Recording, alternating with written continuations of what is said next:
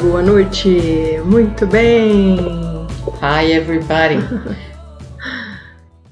Estamos ao vivo também no Instagram. Esperando só a Adriana aqui. Malu, mãe, boa noite todo mundo. Olha que beleza. Muito bem, hoje vamos falar sobre inventário. Pode ainda, corações. Corações. Porque uma vez a gente começando, a gente não vai mais parar de falar. Esse tema foi pedido pra gente. Se eu deixar minha irmã não parar de falar, já viu. Eu sofro. Sofro mesmo. Muito bem, nós somos o Doutoras Respondem. Eu sou a doutora Adriana Basso, sou médica e administradora. Junto com a minha irmã, aqui. Eu, que sou a doutora Fernanda Basso, que sou advogada. Fazemos juntas o quê? Doutoras Respondem, porque a gente responde mesmo. Respondemos. E gostamos quando vocês falam com a gente. Porque aí a gente sabe o que vocês pensam e de repente a gente também muda a nossa opinião. Porque o que a gente quer, Adri? Nós queremos que vocês pensem por vocês mesmos, não como que os outros querem que vocês pensem. Isso mesmo. Porque é muito fácil, né, quando a gente manipula a população. Então, por interesses no mundo, isso é feito ao longo da história das pessoas. Mas nós queremos que vocês tenham a mente aberta. Nós falamos sobre medicina, sobre direito, administração, e aí um pouquinho de geopolítica e finanças. E trazemos temas polêmicos, temas às vezes que são suaves, temas que são mais pesados, mas tudo com o fim de informar, de ajudar, e também a gente acaba moldando o nosso jeito de pensar. Trazemos coisas do nosso dia a dia, coisa que a gente vê, nossa experiência. Porque às vezes o que falam não é exatamente o que é a realidade. Certo, Fer? Certo. Só tô me ajeitando aqui. Nós falamos sobre várias coisas. Nosso programa, quer dizer, já falei de programa, né? Virou um talk show também. Uau! O Doutoras Respondem é um projeto que a gente tem há uns 2 anos e saiu há 2 meses no papel. Nós tivemos essa ideia porque nós discutimos assuntos, não necessariamente concordamos, porque somos irmãs, tá? Mas nós discutimos e falamos sobre diversos assuntos e depois, por conta da pandemia, a gente acabou tirando isso do papel. Nós resolvemos fazer isso acontecer. Nós falamos sobre medicina, então valorização dos profissionais da saúde. Nós somos contra a violência doméstica, valorizamos os pequenos, valorizamos os autônomos e criamos também, por conta disso, a plataforma Juntos com Doutoras. E aí você pode se cadastrar e temos várias campanhas, por exemplo, resolvemos fazer uma consultoria para uma pessoa. Tinha um critério para ganhar e a Renata, que foi quem ganhou, já recebeu a consultoria dela. Ficou muito feliz. Que bom, nós também. E também o nosso outro pilar é sobre os idosos. Nós falamos aqui também sobre a valorização do idoso. E também, por conta disso, adotamos um asilo. Esse asilo foi por conta da OAB, uma indicação da OAB de Pinheiros, que é onde a Fer é advogada de várias seções, né? A subseção do direito médico, da constelação, é constelação que fala? Direito sistêmico. Direito sistêmico, gente, é porque eu acho muito legal a constelação na parte da jurídica. Um dia a gente pode falar sobre isso aqui e trazer uma pessoa bem legal de constelação familiar e também... Já sei até quem vai ser.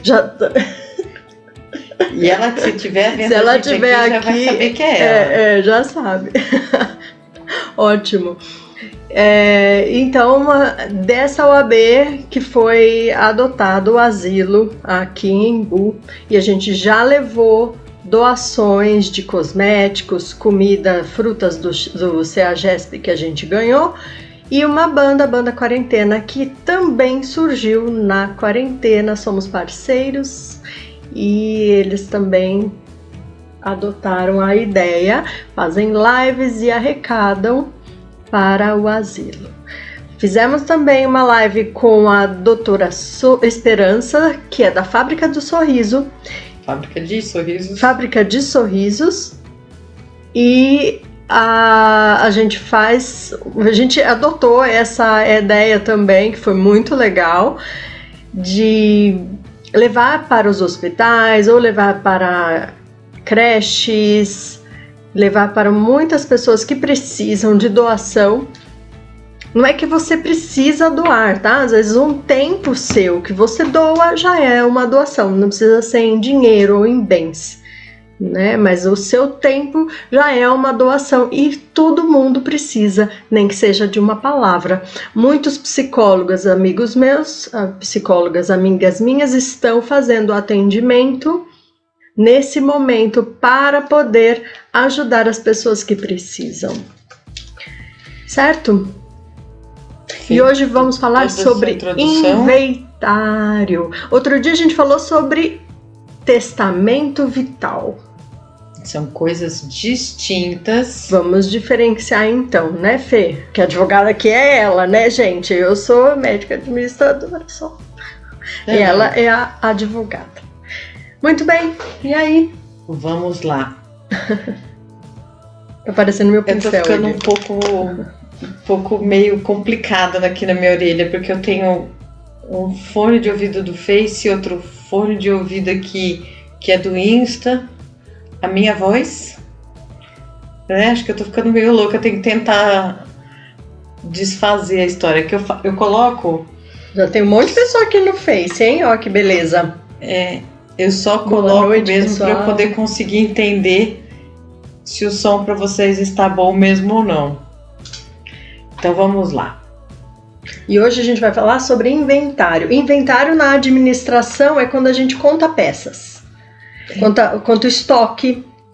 Então, às vezes a gente tem que contar até pesando, contar parafuso, imagina, gente. Mas não é isso que a gente vai falar hoje. A gente pode falar sobre inventário um outro dia na parte administrativa, mas hoje a gente vai falar no inventário na questão jurídica. Certo? Mas é óbvio que a gente trouxe esse tema porque muitas pessoas perguntaram pra gente por causa dessa história da pandemia. O inventário, ele acontece no caso de falecimento de pessoas. E ele é diferente do inventário de bens que acontece numa empresa. Certo? Certo. Tá? Essa é a primeira coisa que a gente tem que entender e definir. E o que é o inventário? Tem uma ideia, Adri, do que seja? Bom, tirando um pouquinho da questão administrativa, que é contar as coisas, eu imagino então que inventário você vai apurar os bens, as dívidas, as coisas da pessoa que faleceu. Isso mesmo. E o inventário, ele só começa com a morte. Na realidade, o que começa com a morte? Eu tenho que tentar falar de uma forma que talvez para quem é técnico até chore um pouco aí quando eu fale, mas na realidade as expressões no dia a dia são de uma forma. Nós técnicos do direito, a gente vai usar a expressão correta, tá? Então, quando uma pessoa falece, a gente fala a seguinte expressão: abriu-se a sucessão. Ou seja, os bens que eram dessa pessoa que faleceu vão ser transmitidos para os seus herdeiros e viúva ou companheira que tiver sobrevivido à morte do seu companheiro. Então, nada mais é do que um meio pelo qual os bens da pessoa falecida são unidos para serem transmitidos. Fizemos até uma enquete no Telegram e no grupo interno da página do Doutoras Respondem no Facebook. E a seguinte pergunta, aí fica para vocês irem respondendo para a gente também. Quando uma pessoa falece e ela deixou dívidas, as dívidas elas acabam junto com a morte, zerou total, ou os herdeiros pagam com o seu próprio patrimônio a dívida do falecido para poder receber o patrimônio dele, ou o patrimônio do falecido paga suas próprias dívidas e se sobrar alguma coisa a gente divide. Então essa foi a enquete. Então participem dessas enquetes porque elas já dão uma deixa aí do que a gente vai trazer para vocês. Eu vou responder mais para frente, vocês vão prestar atenção nisso aí também. E aí, uma pergunta muito interessante que todo mundo faz, não é ainda sobre dinheiro. Isso também a gente vai falar, é sobre o prazo. Eu acho a lei extremamente injusta. Antes do Código Civil, que é recente essa mudança, o prazo para poder entrar com um inventário era de 30 dias da data do falecimento da pessoa. E por que eu acho injusto? A pessoa está lá, ainda está em luto e precisa pensar em documento, precisa pensar em descobrir o que de verdade essa pessoa que faleceu deixou. Não se sabe ainda nem por onde correr, muita gente não conhece advogado, muita gente não sabe se pode fazer na justiça. Enfim, eu acho a lei muito injusta nesse sentido. Aí depois veio essa reforma e agora estabilizou-se o prazo de 60 dias para poder entrar com um inventário. Só que esses 60 dias são contados da data do falecimento, certo? Essa é uma situação que agora já deu uma melhoradinha, então em 60 dias não é que a pessoa deixou de sentir saudades ou já se restabeleceu, mas pelo menos ela vai conseguir ter um pouquinho mais de condições para poder falar a respeito disso e continuar pensando em como definir situações, certo? Só que, e o que acontece se a pessoa não entrar com o inventário DRI nesses 60 dias? Não pode mais? Pode. Qual que é a penalidade? Porque a lei, ela tem que existir de uma forma que ela ajude, mas também se você não fizer dentro da lei, ela vai ter que te dar uma punição porque você não cumpriu aquele prazo ou você não fez da forma que estava previsto na lei. Então, qual que é a penalidade se você não cumpriu 60 dias? Você vai ter uma incidência de multa no imposto a ser recolhido. Que imposto é esse? O imposto causa-mortes. Aquele ITCMD, Imposto Causa-Mortes e Doação.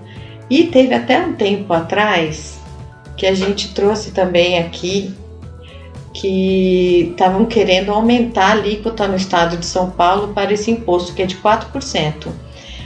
Existe uma autorização que ele pode chegar até 8% dos bens inventariados. Então, se você tem 100 mil reais para ser inventariado, você vai pagar só de imposto de transmissão 8%, se a lei é autorizada dessa forma, sobre 100 mil reais. Hoje é 4% sobre esse valor de 100 mil reais nesse exemplo que eu dei.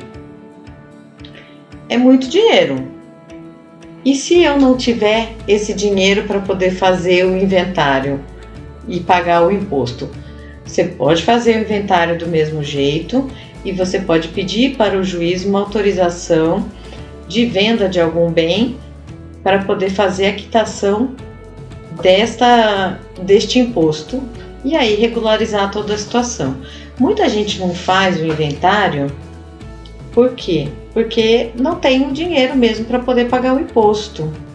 não é só imposto, você tem a taxa de cartório, se você fizer fora da justiça, e tem as taxas da justiça, fora os honorários dos advogados, graças a Deus, né? Porque senão eu ia sobreviver como?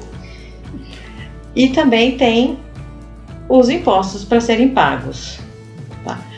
Então muita gente não entra com inventário por causa dessa situação mesmo. E aí, já falei então do prazo que a gente tem para poder entrar, que são até 60 dias, sem incidência de multa. E já falei que não perde o direito de entrar no futuro. Essa é uma das coisas na lei, que existe prazo, mas não é um prazo que nunca mais volta. Tem essa penalidade da multa, certo? E aí, Dri, quem é que pode dar entrada no inventário? Bom, morto que não é, né? Não. Já morreu, não pode. Então, Não. familiar, herdeiro, vamos supor, filho, marido ou esposa, pai e mãe, caso sejam filhos, solteiros, Aí os são herdeiros, né? herdeiros. Tá. A lei fala uma listinha de pessoas que podem solicitar o inventário. Então temos lá, em primeiro lugar, e essa regrinha, ela tem que ser seguida em ordem de eliminação. Tá? Então primeiro você tem lá o cônjuge ou o companheiro sobrevivente.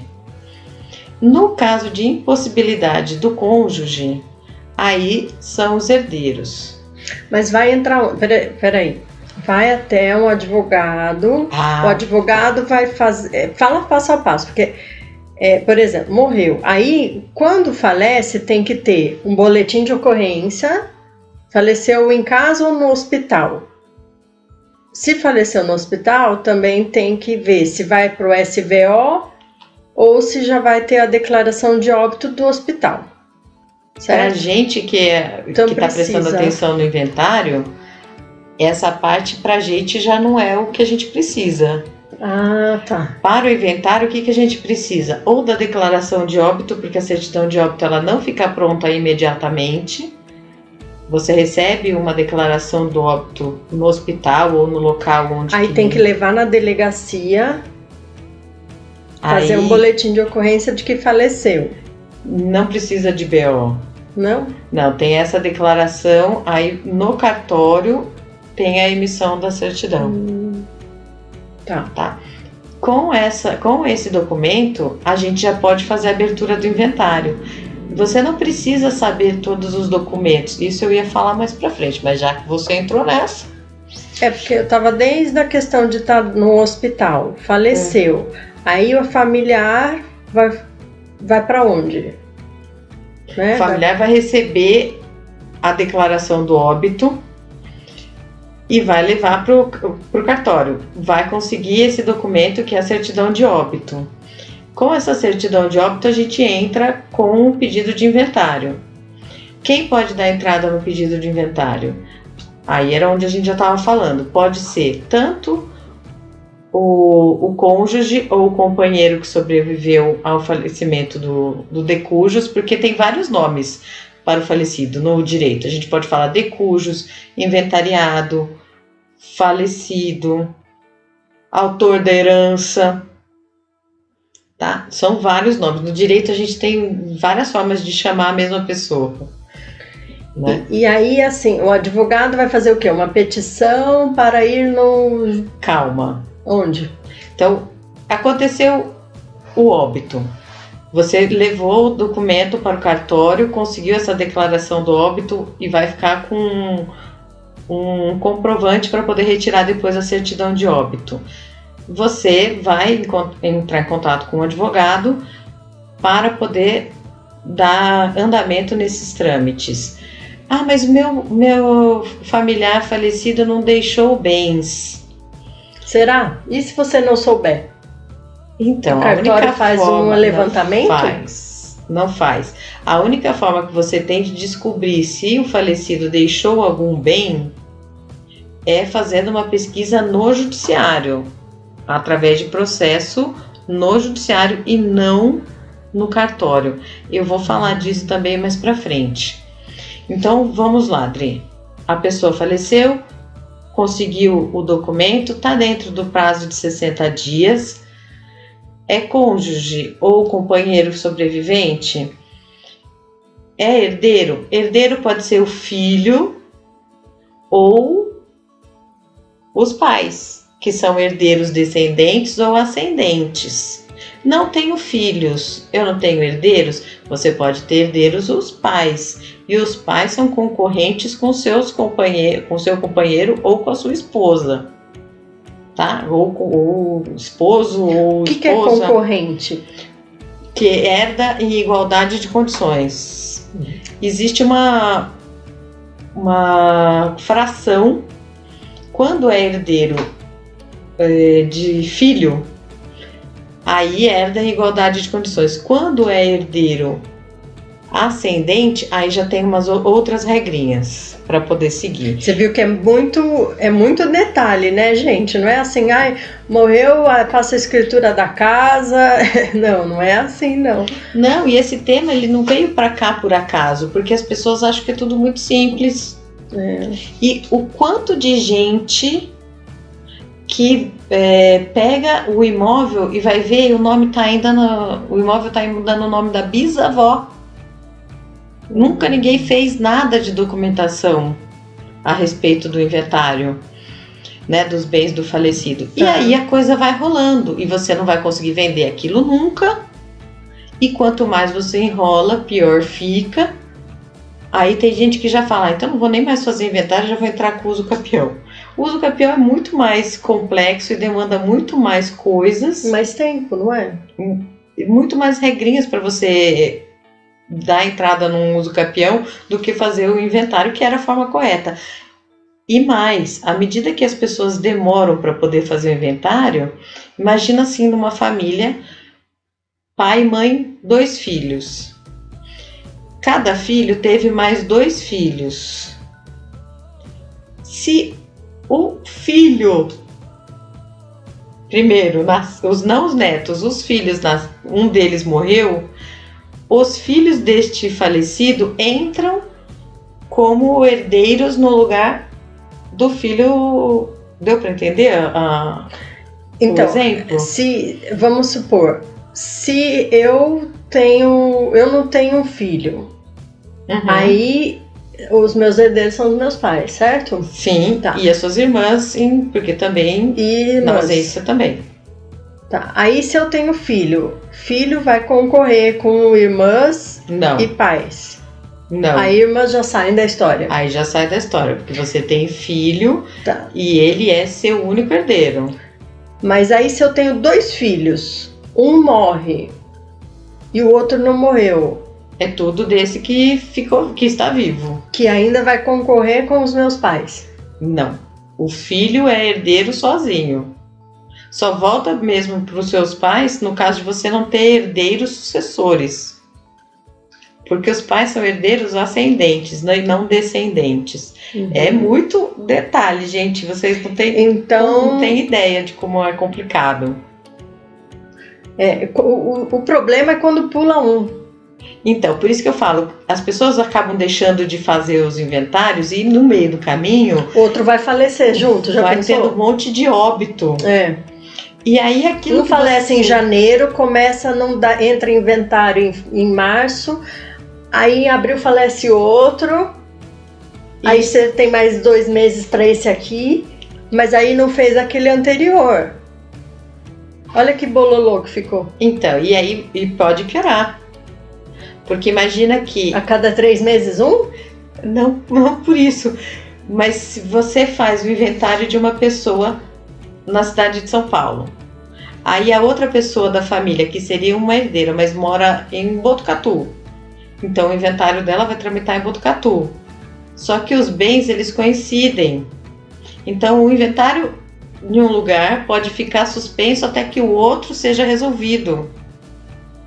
E muitas vezes faz o inventário do marido e no meio do caminho a esposa falece. Isso é muito comum.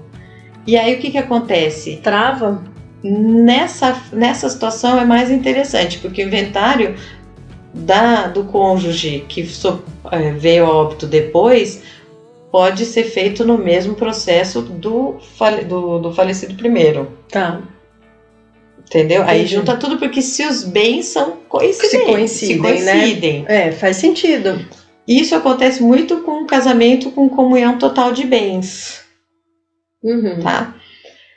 Porque senão, se os bens não são iguais, aí pode ser feito inventário de uma das partes num processo, inventário da outra no outro processo, e aí tem que pedir a suspensão em algum deles, porque senão um dos inventários vai poder dar confusão no outro. Uhum. Tá. Vamos ver alguns comentários aqui. Tem o pessoal que já entrou. Oi, coraçãozinho. Tem aqui, oi. Então, olha, só para quem está entrando, o inventário que nós estamos falando hoje é inventário de bens das pessoas que vêm a óbito. Não é inventário desses que a gente faz nas empresas para poder saber o que você tem no seu estoque. Tem um comentário aqui, ó. É simples demais, questão de lógica. Quem falou? Ramon, Team Personal Oficial. Então, tem uma questão de lógica, eu acho que ele deve ter falado isso na hora que a gente falou de herdeiros ascendentes e herdeiros descendentes. Então, quando você tem filhos, os filhos são superiores a qualquer outro herdeiro. Isso. Só que a lei teve uma alteração. Os companheiros e os esposos e esposas também agora são herdeiros em igualdade de condição com os filhos. Mas existe uma outra coisa que se chama meação. Vamos mear. É quando você... Literalmente isso. Você compra alguma coisa de ameia com alguém. Por que você faz isso? Porque você se casou ou você viveu em união estável e adquiriu bens. Nessa aquisição de bens, se você fez isso durante a constância do casamento ou durante a constância da união, metade do bem é do marido, metade do bem é da esposa. Faleceu o marido, só vai inventariar metade do marido. A metade da esposa continua sendo da esposa, ela tá viva. Não inventaria o dela ainda, não mata ela antes. Uhum. Tem uma diferença, e aí eu concordo com o comentário aqui do Insta. Tem coisa que é lógica mesmo, né? Mas as vidas não são tão lógicas assim. Quem não tem um enrosco? É muito difícil. E tem muita gente que prefere falar assim: eu não quero falecer e dar problemas, deixar de herança problemas para os meus filhos. E resolve fazer a transmissão dos bens em vida. E eu vou contar uma historinha aqui. Tem gente que acha ruim porque acha que o filho já está matando os pais. Não quer falar disso, de transmissão de bens, mas quando isso acontece, parte da própria pessoa que quer transmitir. Não é do filho para o pai, para a mãe. É do pai para o filho. Eu já quero resolver minha vida nos meus bens e já quero fazer essa transmissão para que vocês não tenham problema no caso do meu falecimento, tá? E aí já faz essa transmissão. Tem que tomar muito cuidado, porque se tem 2 filhos, é um para um, outro para o outro. Tem que ser feito tudo em igualdade de condições, porque senão pode dar margem à reclamação, tá? E se você for fazer alguma doação em vida de algum patrimônio, sim, você tem que, aconselhável que você peça a anuência dos outros herdeiros para essa doação.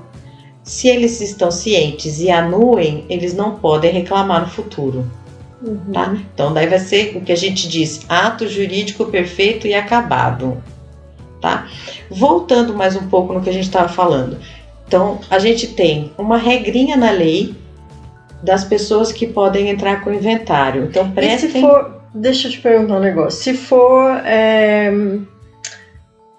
união estável, pode entrar? Então, pode entrar com a ação. Pode, desde que esteja. Isso vale também para o cônjuge, isso é mais por causa de inventariante na realidade.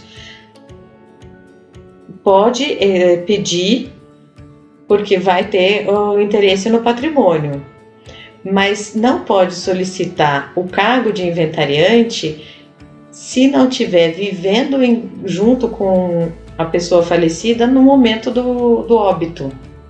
Ah, olha aí detalhe. E as pessoas não sabem disso. Isso é interessante, porque se não está vivendo junto, quem vai entrar não é essa pessoa. Você sabe uma das gafes maiores que acontece nos inventários? E aí dá um prejuízo muito grande para os herdeiros. E é falha técnica dos meus colegas. Eu não culpo as pessoas. É porque é muito detalhe mesmo, né? Mas assim, você está fazendo um inventário e você prestou atenção que o falecido vivia em união estável com uma pessoa ou tinha se casado com uma pessoa, estava casado no momento do óbito com comunhão parcial de bens. Comunhão parcial de bens e união estável, eles têm a mesma forma de você entender o que divide e o que não divide. Tudo que você compra durante a constância da união, a gente vai dividir. O que não comprou antes não se divide. Aí é que está o pulo do gato, Dri. As pessoas não prestam atenção nisso e acabam colocando todos os bens para serem divididos. E não calculou a data de corte. Você tem que colocar para ser dividido com o cônjuge meio ou o cônjuge sobrevivente ou companheiro sobrevivente, somente aqueles bens que foram adquiridos durante a união. Então imagina lá. Então como que comprova a data da união? É com a escritura. E muita gente não faz a escritura. Muita gente não faz. Junta a escova de dente e tá tudo certo. Isso. E depois a gente pode falar aqui o dia de contrato de namoro. Pode falar dessas coisas bem interessantes aqui. Que eu vou adorar falar a respeito disso. E aí, é que hoje esse negócio do inventário, gente, é muito detalhe. E é uma coisa que você tem mesmo que preparar e prestar muita atenção. E toda vez que você for conversar com o seu advogado ou advogada a respeito disso, não omitam detalhes, não tenham vergonha de conversar ou de falar qual foi a história da sua família. E também vocês vão ter que prover algum documento que o advogado te pedir, porque senão não tem nem como fazer alguma coisa para vocês. O primeiro documento... Já posso, por exemplo, se eu deixar num caderninho, eu tenho isso, eu tenho aquilo, eu posso ajustar um pouquinho? O que você já faz, que é a coisa mais normal do mundo, é seu imposto de renda. É isso que a gente já pega como norte para poder fazer o inventário da pessoa. Quem puxa isso? Se a pessoa estiver em casa, ela vai entregar para o advogado. Se não estiver em casa, a gente vai ter que pedir para o juiz, para que o juiz mande um ofício para a Receita Federal e peça esse documento. Entenderam? Então, eu não consegui terminar ainda de falar quem é que pode entrar.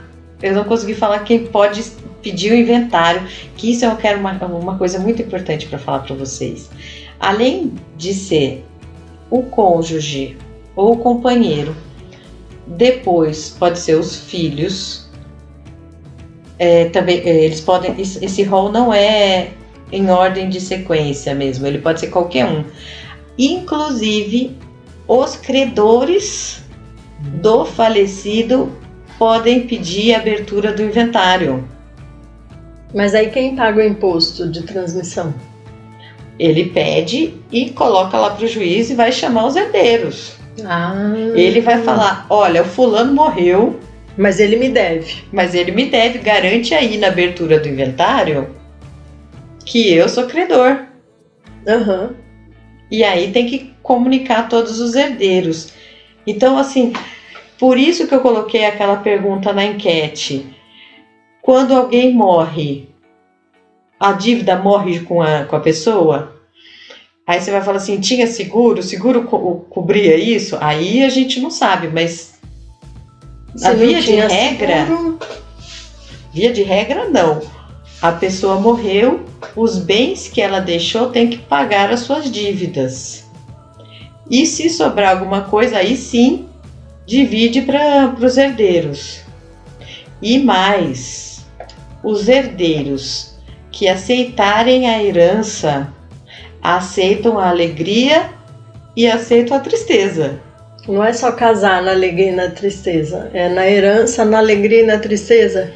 E é verdade quem diz que é muito mais difícil morrer do que nascer, porque a gente deixa muito mais obrigações. E aí vem a ideia de algumas pessoas de fazerem essas transmissões dos bens ainda em vida, para não deixar confusão e não ter custos altos, e tem que fazer mais um monte de pesquisa, inclusive testamento, porque o testamento, e a gente falou de testamento vital, que é a garantia da vida, não falamos de testamento de patrimônio, que também tem várias formas de ser e de serem feitos. Ele pode ser feito particular, pode ser feito no cartório cerrado ou público. E, se for particular, a pessoa nomeada no particular também pode pedir abertura do inventário. Tá? O Ministério Público pode pedir abertura de inventário no caso de pessoas incapazes. Quem são os incapazes? Os menores, pessoas com síndrome de Down são consideradas incapazes. Se o tutor não abrir, né? Como? Não tem aquela pessoa que cuida, o cuidador. Você tem definido alguém que vai ser a pessoa que cuida do incapaz? Então, mas ele tem que ser por lei nomeado, num processo mesmo judicial. Não pode simplesmente falar, olha, na família, o filho 1 vai ser responsável pelo filho incapaz. Não, você tem que ir na justiça e pedir para que o juiz faça isso de forma legal, tem que ter um documento. E aí, se o incapaz falece, aí aquela pessoa que era nomeada que morreu entra. Com o falecimento do incapaz, ele não deixou filhos, a curatela termina com óbito. E aí divide os bens aí ou no ascendente. E ele não conta mais, porque ele não deixou filhos. Então aí na hora, outra coisa muito importante do inventário, toda vez que vocês forem pedir a abertura de um inventário, todos os herdeiros eles têm que ser chamados ao processo. E tem que ser chamado também a companheira ou o cônjuge sobrevivente. Até tem uma pergunta aqui. Então, um falecido aí, um artista de televisão faleceu, aí apareceu um companheiro. Então, e aí essa pessoa vai ter que comprovar, porque nessas horas aparece um monte de gente, inclusive para pedir pensão de INSS. Casado com a mulher, agora apareceu um homem e tinha filhos. Então vai ter que comprovar que existia. Tá? E aí a história é muito mais longa que nós a gente não vai entrar em caso específico, porque também a gente não tem todos os detalhes, né? Mas existe a comprovação, né? A partir do momento que comprovou, vai entrar na história. Não comprovou, virar boato. Certo? E ainda por cima pode levar até um processo de indenização por danos morais, por ter acusado da principal, por ter falado que ela era uma relação extraconjugal, por aí? Ela envia isso. Tá. Por ter sido traída durante a constância da união. Tá. Quais são os documentos necessários para logo de cara a gente abrir o inventário? RG, CPF da pessoa que está pedindo a abertura do inventário, os documentos do falecido e a certidão de óbito. Logo de cara são esses documentos. Depois a gente vai para o advogado, leva com isso. Não é que vai para o cartório, porque o cartório não vai abrir inventário de ninguém. O cartório só vai emitir a certidão de óbito, é isso? Não. Existem dois tipos de inventário. O inventário judicial e o inventário extrajudicial. No inventário extrajudicial também precisa de um acompanhamento do advogado, o que eu acho ótimo, porque o advogado ele vai verificar mesmo se o que foi combinado entre os herdeiros é o que está sendo realizado. Existe fé pública lá no cartório de notas? Sim, existe fé pública, mas também o advogado tem que fazer, garantir que isso daí esteja acontecendo mesmo. E ele tem que representar as pessoas dentro da legalidade da lei. Então, o cartório vai fazer esse documento, vai passar para o advogado, se marca uma data. Agora os cartórios, eles estão fazendo tudo de forma digital, uma super inovação dos cartórios, dessas coisas, desses serviços extrajudiciais. A única coisa que eu acho que ainda está pendente é uma forma de comunicação, porque uma coisa que fica aqui a dica e fica até o apelo que eu sempre falo: como que a gente descobre se uma pessoa fez um inventário extrajudicial? Você vai ter que fazer pesquisa de cartório em cartório, isso é custoso. Aí pode bagunçar até a decisão anterior? Que decisão Depois anterior? que você descobriu que tinha algo ali extrajudicial. Não, aí dá confusão total. Já passou bem para alguém, e aí desfaz? Mas daí esse alguém já pode ter passado para outro alguém. Pois é. Por isso que todos os herdeiros, eles precisam ser avisados. E outra coisa, a pessoa que faz a declaração do óbito, hoje a declaração de óbito ela é cheia de informações, é muito importante isso. E ela vai gerar um direito. A declaração de óbito ou atestado de óbito? Atestado de óbito é quando a gente dá quando o paciente morre. E a declaração é no cartório, certo? Isso. É então, diferente. Atestado é uma coisa, certidão é outra coisa. Isso.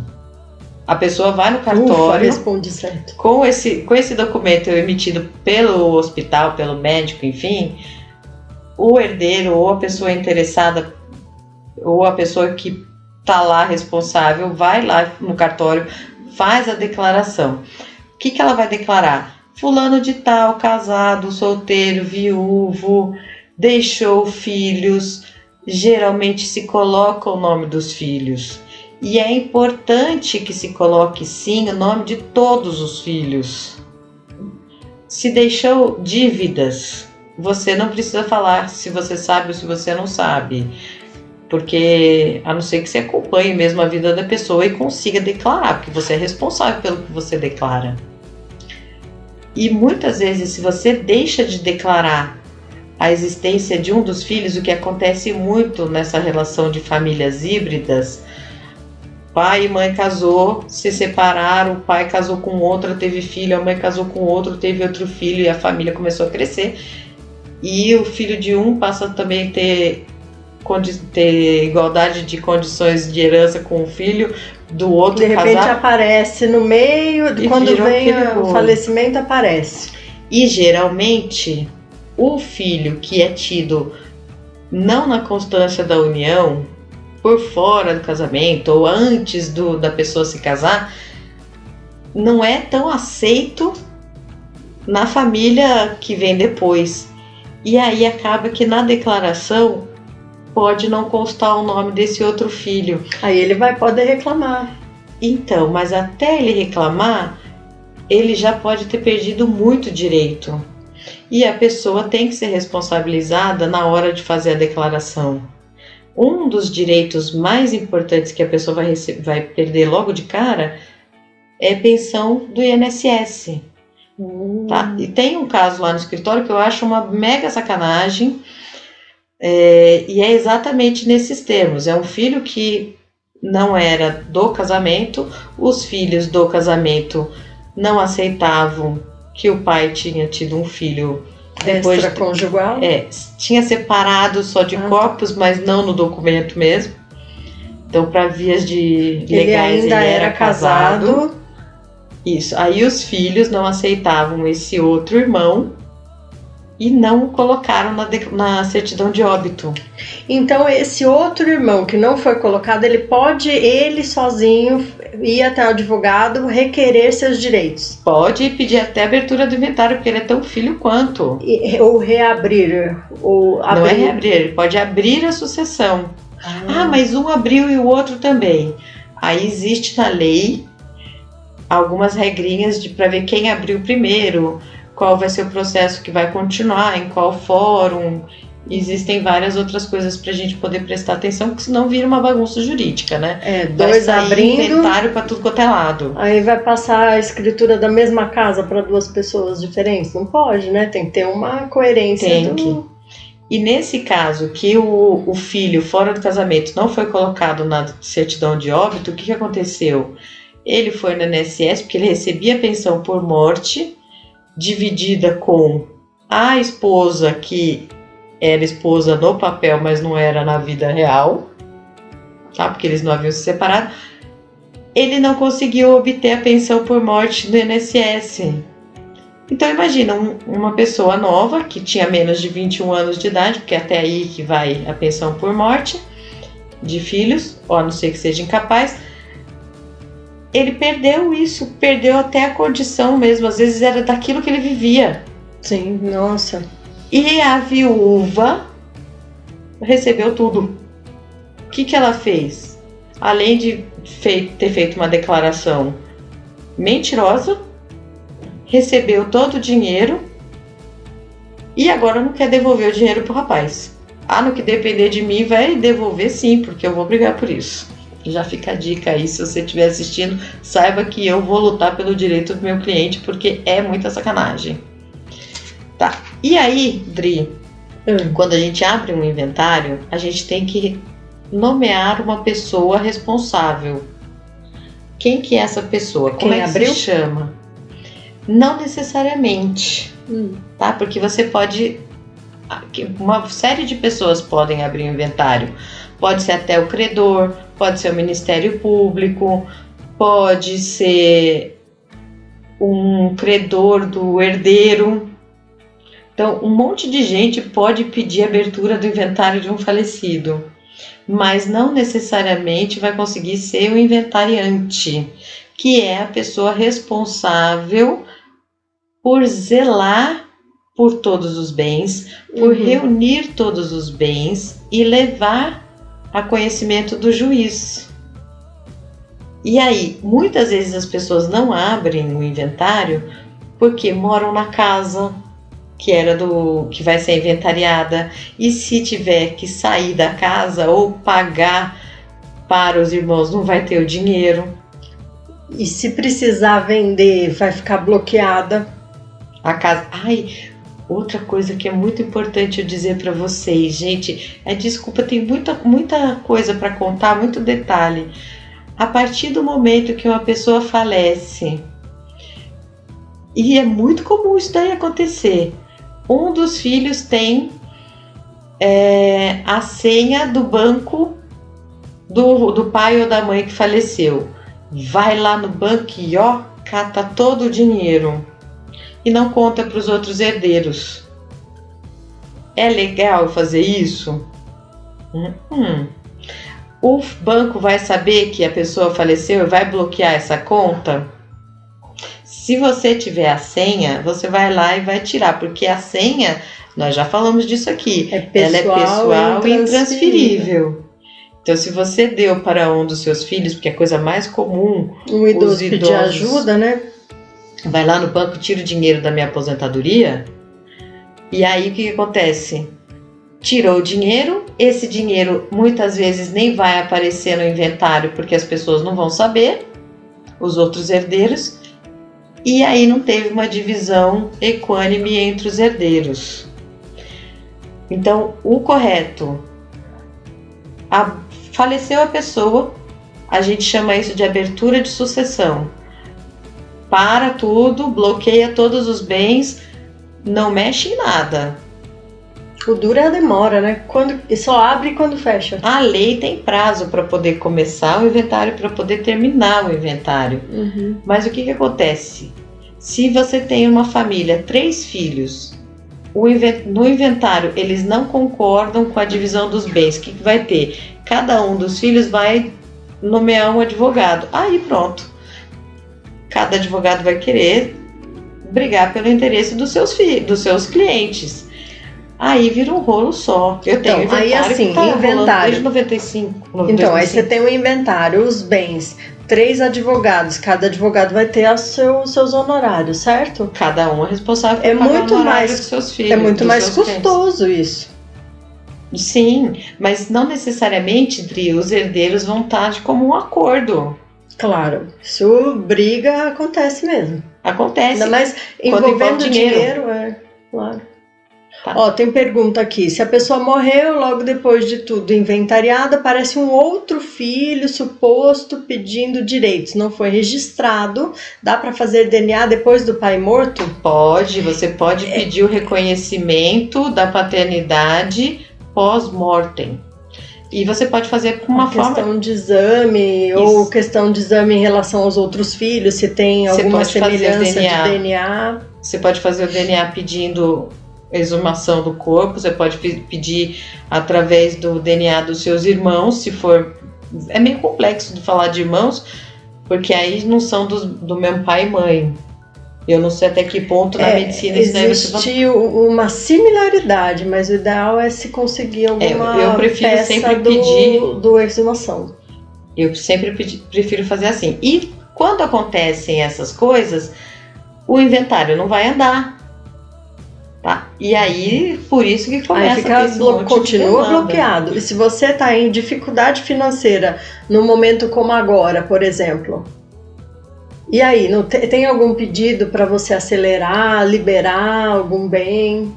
Você sempre vai poder pedir para vender alguma coisa, para poder quitar as dívidas do espólio. O que é o espólio? O que você acha que seja o espólio, Dri? O conjunto de bens? É o conjunto de bens, de direitos... Que sobrou, né? Conjunto de bens e de direitos do falecido. E... Ufa, respondi certo, gente. Então, quando... Até perdi o fio da meada. O que é espólio? Vou te perguntar, o que é espólio? É o conjunto de bens do falecido. Mas eu tava falando alguma coisa antes. Não, eu te perguntei se, por exemplo, agora nessa dificuldade, dá para você pedir para desbloquear. Eu tô passando dificuldade, todos os meus bens estão bloqueados no inventário. Aí não são seus ainda. Que não são meus ainda, São do espólio.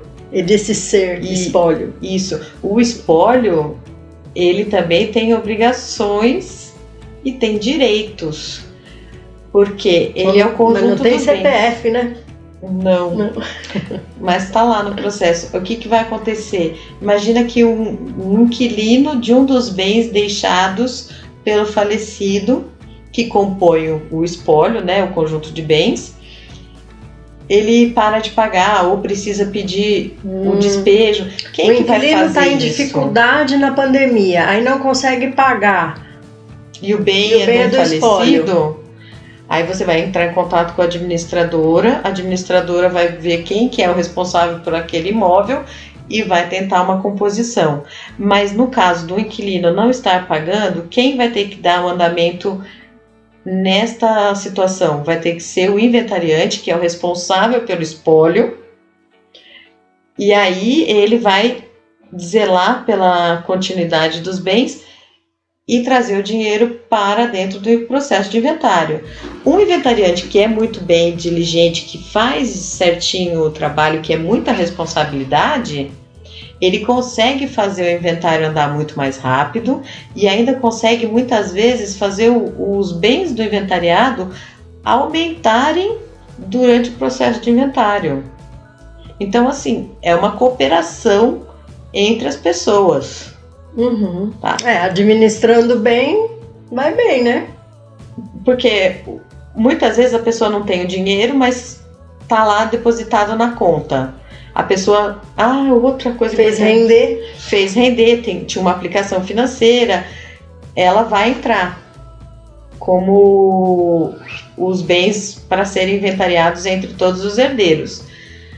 Não entra seguro de vida, para poder inventariar. Não entra, isso é uma coisa bem interessante. Eu não sabia disso, não. Então, muitas pessoas fazem... A gente não combina antes de fazer a live, hein, gente? Ela não me ensina antes. Muitas pessoas fazem isso, pegam e colocam dinheiro. Mas paga a transmissão pelo seguro de vida? Paga nada. Oi, que beleza. Atenção, seguradoras. Hoje... mas isso é uma coisa da lei mesmo. Porque você faz se você quer. Tem muita gente que faz previdência e aí depois de um... A gente pode falar disso depois, eu não quero falar disso agora, porque se eu falar, eu vou ter que falar muito mais coisas e vai enrolar o meio de campo. Então, o inventariante, ele tem uma responsabilidade muito grande. A partir do momento que ele é nomeado pelo juiz, ele tem que assinar um termo e ele só vai poder ser aceito como representante do espólio se ele mostrar esse documento, certo? O inventariante, ele é um dos herdeiros ou a viúva meeira, uma pessoa interessada dentro do processo. Não pode ser qualquer um, a não ser que não tenha ninguém qualificado. Aí o juiz vai nomear o inventariante dativo. E sim, ele tem valores a receber. Quem vai pagar isso? O dinheiro do espólio. Depois que pagou tudo, aí sim sobrou alguma coisa, vai dividir entre os herdeiros. E uma vez que você entra no processo, você automaticamente aceitou a herança. Se aceitou a herança, vai incidir imposto sobre a sua cota-parte herdada. E você, se você quiser transmitir isso daí para um dos outros seus irmãos, que acontece muito isso também. O pai tem filho com uma outra pessoa, ou os irmãos não gostam da esposa do outro irmão, da cunhada, do cunhado, aí fala para não ir para ela, a gente vai transferir tudo para a mãe. A medida... Nossa, eu adoro essa parte, porque você protege o patrimônio. Isso é uma forma até de blindagem de patrimônio. Sim. A partir do momento que você faz isso se separa, né? Também tem separação que não é de verdade, as pessoas se amam, mas se separam para blindar. Porque às vezes a pessoa está devendo e aí se provar que existiu fraude nisso também, ele responde. Então se faz, tem que fazer certinho. Não é dica não. Tá acabando o nosso deixa tempo. Eu só terminar essa que eu tava falando. Eu queria falar aqui o recadinho que tem aqui. Amo vocês, suas lindas. Beijo, adoro adorei. Você também. Que bom. Depois a gente vai voltar a falar mas tem outra pergunta aqui. O herdeiro incomunicável sumiu ou foi para outro país, ninguém tem contato, como fica o processo? Nossa, isso daí. Aí você tem que fazer citação por edital, você tem que nomear uma pessoa responsável, você tem que tentar encontrar essa pessoa. Se você não souber onde ela está, a gente vai por edital e tem mais uma infinidade aí de outras formas até o juiz entender que ela está em Lins, local incerto e não sabido. Gente, inventário... olha só quanta coisa, 10 segundos.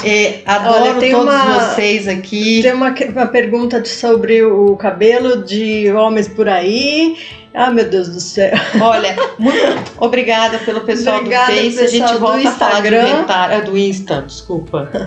Pessoal do Face, então, tinha uma pergunta ali no Instagram falando sobre a pessoa quando tá no exterior, como é que faz, né? E esse é um tema realmente muito complexo. Você viu que tem vários detalhes, né, que a Fê colocou aqui pra gente. Então, no momento de luto, no momento de perda, ainda você ter que brigar entre familiares, isso não é legal, né? Não faz bem. Então, todas as documentações, elas envolvem o cartório, tem polícia, tem SVO, tem o atestado de óbito no próprio hospital e nomear um advogado para que seja uma pessoa que vá ajudar, né, a fazer todo esse levantamento. E esse levantamento, ele tem custo, tem imposto, Então, tudo isso tem que ser pensado, sim, no momento de dificuldade, tá? E também, não é só isso, quando a pessoa morre, tem o próprio custo do enterro. Do enterro, funeral. Tem, lá em Botucatu, a gente tem um pessoal, uma empresa muito bacana. Aliás, a gente gostaria que viesse aqui falar com a gente. Já tá Fica o convite. Que existe todo um planejamento em vida. Não é um seguro de vida, né? É um plano para caso faleça, já tenha tudo estruturado e os familiares não tenham essa dor de cabeça. É uma forma de garantia da morada eterna. Isso mesmo. E tem seguradora também, né? Tem uma seguradora americana que também você já inclui, né, o pacote funeral. Então, os familiares não têm essa preocupação na hora do falecimento. Isso é muito bom. Então, são tantas preocupações, né? É a perda do ente querido, é o enterro funeral e depois é o inventário. Então são coisas muito marcantes na vida, você né? Você perde a pessoa, você tem que ter alguém que tenha discernimento para poder fazer essas decisões. De enterrar e como vai enterrar. E qual é a documentação que você faz, para onde você vai. E agora que são horas, 2 horas se só vocês prestarem atenção, a Adriana pegou e trouxe para cá uma parte que é dentro do hospital. Então, eu tenho que emitir tal documento para os familiares. Que é o atestado de óbito. Ou, se eu não puder, porque é dentro do hospital e não está internado, eu não tenho a causa mortis. Aí vai para o sistema de verificação de óbito. Nesse momento de pandemia, ainda mais complicado ainda, porque nem tudo vai para o SVO. Então, o atestado de óbito, ele acaba não sendo num trâmite normal de uma vida sem pandemia. Então, a partir do momento que saiu do hospital o corpo mais o atestado, ou do SVO mais o atestado após uma necrópsia, vai para o cartório. Às vezes tem que fazer um boletim de ocorrência, tá? Dependendo do tipo de morte ou qual a condição. Então tem que juntar todos esses documentos e ainda lidar com a perda. Então imagina, eu tenho que medicar às vezes familiar. Quando a gente dá notícia de que um paciente morreu, a gente tem que medicar o familiar. Como que esse familiar tem cabeça para o funeral? E essa questão de deixar pronto, não é prever a morte, mas a morte já pode acontecer com qualquer um, a gente tem que começar a falar um pouco melhor disso, né? Porque é a lei da vida. Sem tabu e deixar as coisas... Porque daí fica mais tranquilo. Aí você tem o luto apenas, não a questão burocrática, porque é muita turbulência na cabeça quando você tem o luto mais a questão burocrática. Então tem a parte do hospital, tem a parte do velório funeral, que hoje em dia está sendo em 2 horas. Você não tem como fazer cotação de preço da melhor funerária, da melhor urna, do melhor tudo. Não, isso daí depois vai ficar E é uma máfia mesmo, porque 60% da questão funerária lá em Manaus é pública. 40% particular. E aí? Né? Então existem essas coisas, né? Aqui em São Paulo eu não tenho esse número, eu não sei, né? Mas existem empresas que já deixam tudo isso prontinho. Caso necessite, pronto, resolvida essa parte. Aí você vai fazer o quê? Tirou uma parte, vai ficar com o luto da pessoa que você perdeu, mais o inventário, que o inventário é dor de cabeça por muito tempo. Nem sempre, Dri. Depende do tipo de família. Depende da família, depende dos bens. Eu tenho tanta coisa ainda para poder falar de inventário que eu também vou começar a colocar na nossa listinha aqui para fazer inventário parte 2. Tá bom. Tá? E se vocês já tiverem questão, alguma dúvida sobre isso, tragam pra gente, né? Que a Fer organiza e responde sobre isso também. E fica muito mais legal quando a gente sabe que nem assim, o que eu trouxe pra cá foram coisas bem primárias sobre o inventário.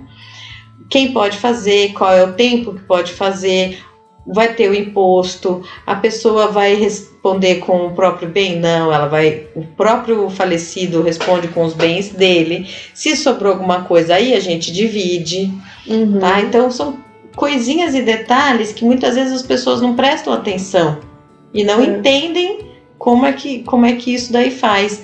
Então, por isso que eu falo que a lei é muito injusta. Você não ajuda quem dorme, né? Que você fala. Lei não socorre quem dorme. Então, Adriel, passando essa parte da medicina, né? Vai pro SVO, pega o atestado de óbito. Ou já sai do hospital com atestado. Isso. Aí você vai com esse documento que você recebe do hospital, do médico, do SVO, enfim. Aí você vai no cartório. Quando é dia útil. Morreu sábado à noite, aí. Né? Então aí é outra história, né, gente? Então tem todos esses detalhezinhos também no dia a dia. Mas a partir do momento, quem tiver cabeça vai conseguir resolver isso com o advogado quanto antes. E aí já vai encaminhando o inventário. Não adianta você postergar coisas na sua vida. Uma hora aí você vai ter que resolver. O monstro da pendência fica ali, né? As pessoas adiam o inventário por causa dessas questões mesmo familiares. Então, eu quero aquela casa, o outro quer o apartamento. Não tem dinheiro, ninguém quer pagar dívida. O imposto, ninguém quer vender o imóvel porque cada um fez um cômodo XYZ e todo mundo mora no mesmo lugar. Então tem uma série de fatores que faz com que as pessoas fiquem dessa forma. E de verdade, eu acho que as cargas, os impostos, os custos, os emolumentos são altos demais da na conta. Dificuldade, não vai querer entrar mesmo, porque vai ter muita coisa para pagar. Sim. Não, e não vai querer sobrar entrar. O quê? Eu vou entrar para quê? Para poder chegar lá e falar o óbvio, eu não tenho com que pagar? E vai ficar tramitando o negócio lá. Você vai garantir que você não vai ter incidência do pagamento da multa por falta de... E quem não tem nada de bens? Eu não tenho dívida, não tenho bens. A gente às vezes chama isso de inventário negativo. Eu tenho que pagar imposto do negativo? Não, aí você simplesmente vai fazer um inventário negativo. O que você vai pagar?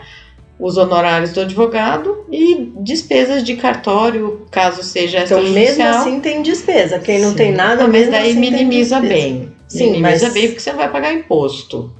Sim, mas se a pessoa não tem nada e também não entra com inventário... Ela só vai entrar com inventário negativo num caso de necessidade. Sabe exemplo que eu te dou? Vamos trazer inventário negativo aqui. Essa aí é uma parte mesmo que a gente pode falar a mais separado, do inventário. A pessoa vai fazer o inventário negativo num exemplo que vocês vão entender muito bem. Lembra do caso dos expurgos inflacionários? Muitas pessoas entraram com essas ações em razão dos seus pais, porque eles tinham aplicação financeira na época de 89, 90, 91, 92.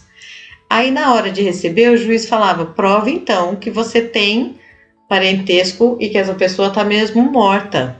E mandava fazer o inventário. Aí a pessoa ia, entrava com o inventário falando que era um inventário negativo. Entendi. Mas se esse dinheiro tivesse vindo antes, ele teria sido inventariado e teria incidência de tributo.